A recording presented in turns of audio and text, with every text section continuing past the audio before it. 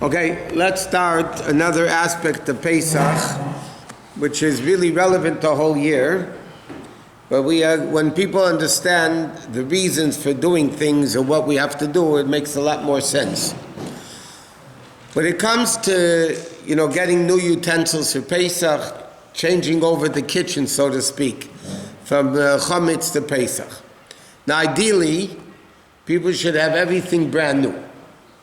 Okay? Should have a new house, new kitchen, new stove, new refrigerator, ideally, for Pesach, you should have a special Pesach house. Well, what's the issue? Because when the Torah says you're not allowed to eat, even during the year, let's first explain it during the year, and then we'll understand how it goes to Pesach. If somebody buys a new pot, normal soup pot, brand new, that soup pot is completely neutral. Okay, you can keep it meat, make chicken soup in it, or you can make dairy soup in it. Okay, so now you make chicken soup in a pot. You empty out the pot. You wash it thoroughly. We know it's still a meat pot. You can't use that pot for milk. What's the problem using it for milk? There's no meat on it. It's spotlessly clean.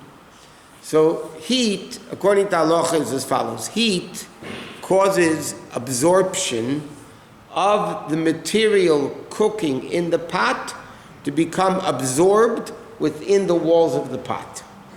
That means when I cook chicken soup in a pot, chicken becomes absorbed within the walls of the pot. Even though it's not visible, it's what's called balua, it's absorbed within the walls of the pot.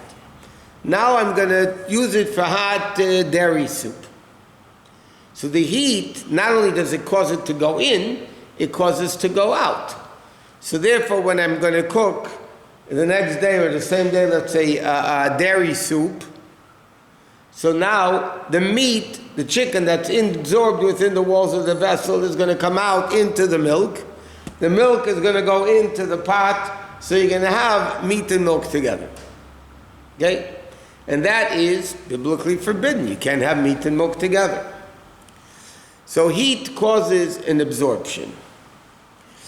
Another aspect of this, which is very important to know in Kosher Kalim, and especially when it comes to Pesach, that the Chachamim established that the taste that's absorbed within the wall of the vessel is only fresh for 24 hours. After 24 hours, the taste which was absorbed within the wall of the pot, again, the pot's clean, but there's absorption within the walls of the pot. After 24 hours, that taste is blemished taste. Okay, so let's say, for instance, I cooked chicken soup in a pot. So now there's chicken absorbed within the walls of the pot. So let's say I did it 12 o'clock on Monday. Okay? Now, if I'm going to cook Monday night milk, okay, so now the taste of the chicken is still fresh.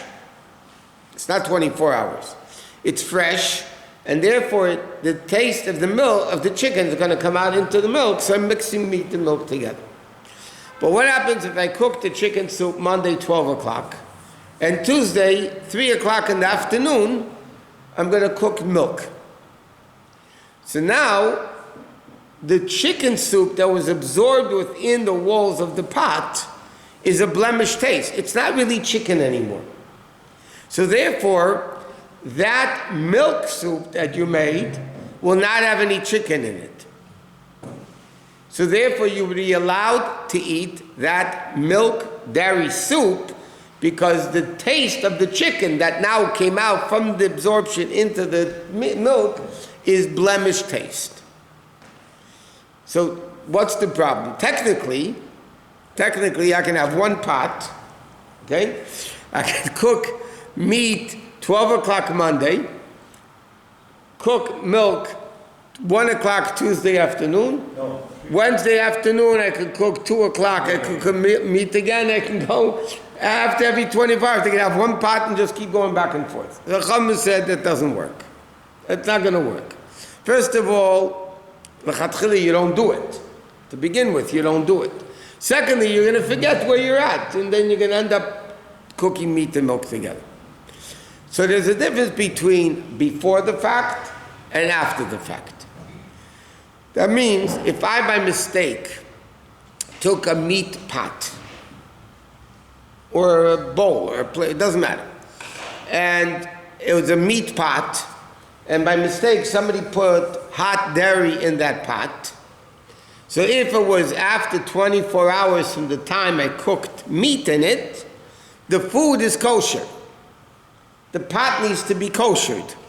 Because now I have meat and milk in the pot, and the pot needs to be koshered. But the food would be kosher. If I cook the milk within 24 hours of cooking the meat, then the pot is treif and the food is treif, everything's no good. Okay, that's another very important thing to keep in mind. That's issue number one. In what situation is the food kosher but the pot not? I told you, let's say you cooked meat 12 noon, Right. Monday. Right. And by mistake, Tuesday, 1 o'clock in the afternoon, so it's more than 24 hours, I cooked dairy. So now, it's not really a meat pot anymore. So the food would be kosher. Why it's not 24 hours? It's more than 24. I said from 12 to 1 p.m. It's 25 hours. So the food would be kosher, but the pot I would have to kosher, because now the pot has absorbed meat and milk together. Understand? And by the way, if I cook, let's say, 1 o'clock I cooked milk in that pot, and 5 hours later, by mistake, I cooked meat, so even though it was originally a meat pot, but now I cooked milk in it, and it's within 24 hours of cooking of the milk, so that food will become treif. Understand? So this happens a lot of time in the kitchen. A person takes, by mistake, they're eating chicken soup, yeah, and by mistake, somebody took a dairy spoon. And they're eating hot chicken soup with a dairy spoon, right? So the first question when they call the rabbi, so to speak, what's the first question you ask? Number one, was the spoon clean before you used it? And when was the last time the spoon was used for dairy? If it's more than 24 hours, it's not a problem. If it's within 24 hours, then you have to know, is there 60 times in the soup against the size of the spoon, so, that's it. So if every 25 hours you can flip back and forth. Yeah, but... And each single time, and each time, the pot needs to be kosher. Correct. So then, it's either you're going to eat the food, and the pot doesn't need to be kosher, or the pot needs to be kosher, but then you can't eat the food. No, I'm saying a lot of times you can eat the food, but you can't, the pot needs to be koshered. But we can't use it again. Right, but you did. I'm saying, but you did, by mistake. You did by mistake. You want to use it again? Right. If somebody should not take a dairy spoon that wasn't used for 24 hours and eat chicken soup with it.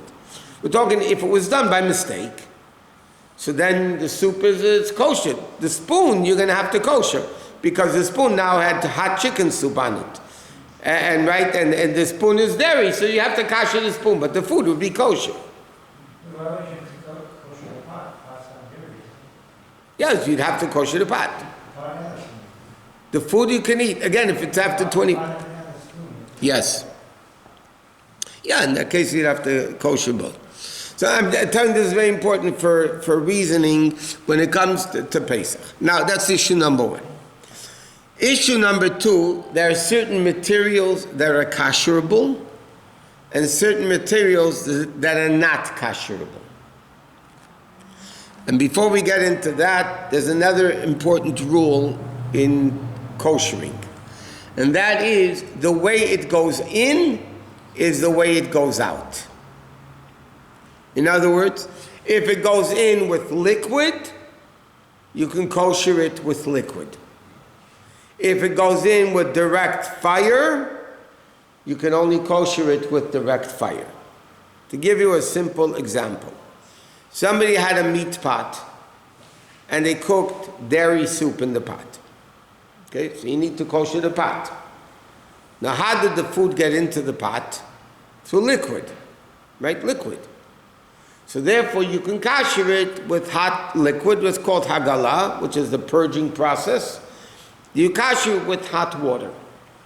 What happens though if you had a broiler pan that the meat touches, or a grill, right? The meat touches the broiler pan, and somebody by mistake used treifa meat on that broiler pan. By mistake, it was treifa meat. So you can't kasher the broiler pan with hot water. Because how did it become treif? With fire. It went in with fire, not with liquid. It went in with fire. So the way it goes out is with fire. That means you have to blowtorch it. Just using barbecue, turning on the barbecue won't work? According to a technical halacha, it would work, yeah. But it has to get red hot. What?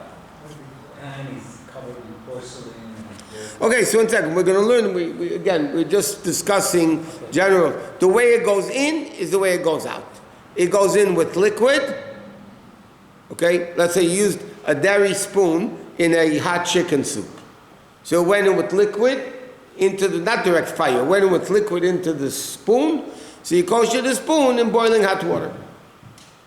If it was a roasting spit, that you put the meat on, you broil the meat over the fire in a barbecue, whatever, so then you need to make it red hot.